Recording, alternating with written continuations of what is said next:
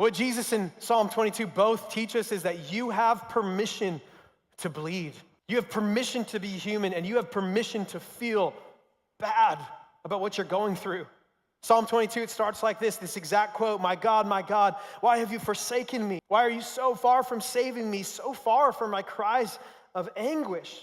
My God, I cry out by day, but you do not answer, by night, but I find no rest. Psalm 22 is what we would call a lament, and roughly a third of the 150 Psalms recorded are laments. They are complaints to God. They are, God, this is what's going through, and I don't like it, and you need to do something about it.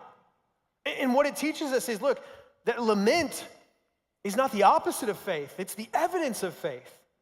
That if you're going to God with your complaint, if you're going to God with your need, at least you're still talking to him. The real danger isn't when you ask God why.